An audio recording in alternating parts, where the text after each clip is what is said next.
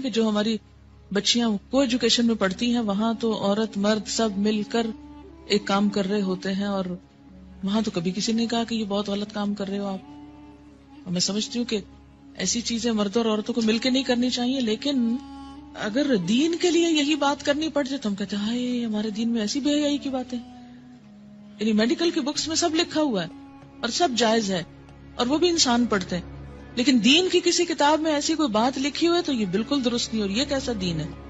یہ ہمارا ایک بہت نیگیٹو ایٹیچیوڈ ہے معاشرے کے اندر دین کے معاملات میں، جو کہ درست نہیں. اور اس کی وجہ سے کئی بیماریاں پھر پیدا ہوتی، عبادت میں خلل ہوتا ہے. ماں ہونے کی حیثیت سے نہ صرف یہ کہ بیٹی، بلکہ اگر بیٹوں کو بھی کوئی اور بتانے والا نہیں تو بہت آرام کے ساتھ آپ ان کو نارمل وے میں بتا سکتے ہیں، کوئی حرج نہیں. جی ہاں، ہمارے ہاں عموماً یہ تو اسکولوں میں جیسے سیکس ایجوکیشن ہوتی ہے اور بعض اوقات اتنے بھونڈے طریقے سے ہوتی ہے کہ وہ اس کے فائدے کی بجائے کئی نقصان ہوتے. تو اٹ ڈیپینڈس کہ آپ ایک مسئلے کو، ایک پرابلم کو یا ایک چیز کو کس طرح ایکسپلین کرتے ہیں. ٹھیک ہے نا؟ تو خود اپنے اندر پہلے کانفیڈینس پیدا کریں کہ آپ کی نیت کیا ہے ایک بات کرنے کی، کیوں سکھانا چاہتے، کیوں سمجھانا چاہتے. یہ نہیں کہ آپ خود ساتھ ہنسنا شروع کر دیں اور شرمانا شروع کر دیں اور سب کو ہنسانا شروع کر دیں. یہ ہنسنے کی باتیں نہیں، مجھے سمجھ میں نہیں آتی ان باتوں میں سے ہنسنے کی کون سی بات ہے. کسی مومن کا یہ مزاج ہی نہیں ہو سکتا کہ وہ ایسی باتوں میں نمبر ایک دلچسپی لے، یا ایسی باتیں مجلسوں میں عام طور پر بلا ضرورت ڈسکس کی جائیں یا ان کے نام زبان پر لائے جائیں. نہیں ہونا چاہیے. لیکن علم کی حد تک عمل کے لیے ان کا ذکر بھی ضروری ہے، کیونکہ یہ انسانی زندگی سے متعلق چیزیں.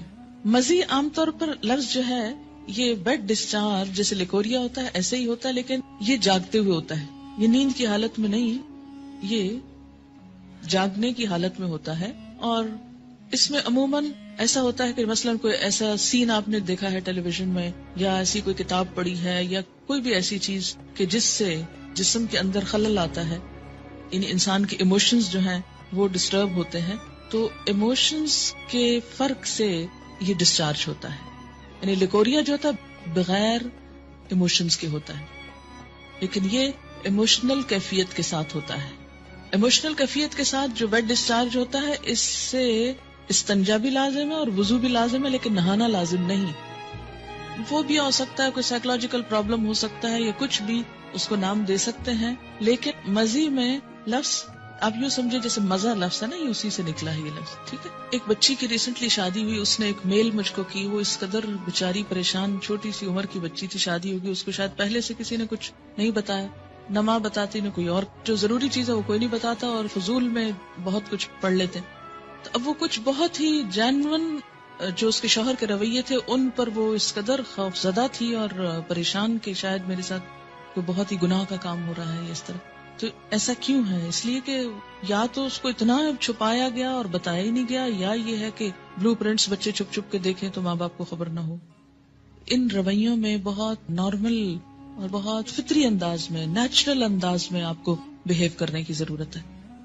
سوال ہے، مزی والا کپڑا دھونے کا موقع نہ ہو اور گھر سے باہر کسی ایسی جگہ پر ہو کہ بدل بھی نہ سکے اور نماز کا وقت آئے تو کیا نماز پڑھ سکتے ہیں؟ اس میں ہر انسان کو اپنی کیفیت کا پتہ ہوتا ہے. یہ بالکل ایسے جیسے لیکوریا کا ڈسچارج ہے، تو اس میں ڈسچارج کے بعد استنجا ضروری ہے. اگر استنجا کرنا ہے آپ کو تو دھونے کا موقع کیوں نہیں آخر؟ اور آگے آپ انشاءاللہ ڈیٹیل پڑھیں گے کہ بعض اس طرح کے سپاٹس جو ہے وہ صرف کھرچنے کریدنے سے ہی، یعنی ان کو اگر رب کر دیا جائے اور جھاڑ دیا جائے تو وہ صاف ہو جاتے ہیں. کیا جنابت کی حالت میں کھانا تیار کیا جا سکتا ہے؟ جی بالکل کیا جا سکتا ہے. ایسا ہے کہ اگر آپ اپنے بچوں کو کوئی چیز بول کے نہیں ایکسپلین کر سکتے کہ جھجک آتی ہے اور بڑے ہو گئے ہیں، یا کچھ لکھ کر دیجئے. جاگتے ہوئے اگر کچھ خیالات کے بعد اگر کم ڈسچارج، بات یہ ہے کہ کم ہو یا زیادہ ہو، جو ڈسچارج ہے اس کے لیے استنجا اور وضو دونوں ضروری ہے. ایک لڑکی کی ماں نہ تھی، چچی اور کچھ آنٹیز رہتی تھی. جب اس بیچاری کو پیریڈز ہوئے تو اس نے بھائیوں کو بتایا، کیونکہ بھائیوں سے چھوٹی تھی. وہ بھائی پریشان ہو گئے، ڈاکٹر کے پاس لے جانے لگے. تو لڑکی کے والد جب گھر آئے تو انہوں نے چچی سے کہا اور اس طرح. تو وہ انہیں بعض اوقات ایسی چیزیں پھر بہت امبیرسمنٹ کا سبب بن جاتی ہیں نا، کہ جب بچوں کو آپ ماں نہیں بتا رہی جو ان کی سب سے بڑھ کر خیرخواہ ہے، تو پھر وہ کیا کرتی ہیں، سہیلیوں سے پوچھتی ہیں، اوروں سے پوچھتی ہیں، ادھر ادھر سے کوئی ان پہ ہنستا ہے، کوئی مذاق اڑاتا ہے، اور یہ ساری زندگی چیزیں خوف کی چیزیں بن کے رہ جاتی ہیں. تو اس سے بہتر ہے کہ وہ اوروں سے جا کے پوچھیں، کیوں نہ آپ ان کو بتائیں خود. بیڈ ڈسچارج میں کیا کپڑے چینج کرنا یا دھونا ضروری ہے؟ اگر آپ کہیں باہر ہو یا آپ کو فیل ہی نہ ہو، دیکھیے کہ اس کیفیت کا تعلق ہی فیلنگ کے ساتھ ہے. اگر فیلنگ ہی نہیں ہے تو جسٹ نارمل بات ہے.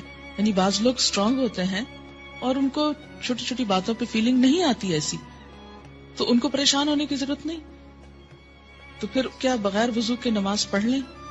جی ہاں، جب فیلنگ ہی نہیں ہے تو پھر وضو کی ضرورت ہی نہیں، پھر نماز بھی پڑھ سکتے ہیں.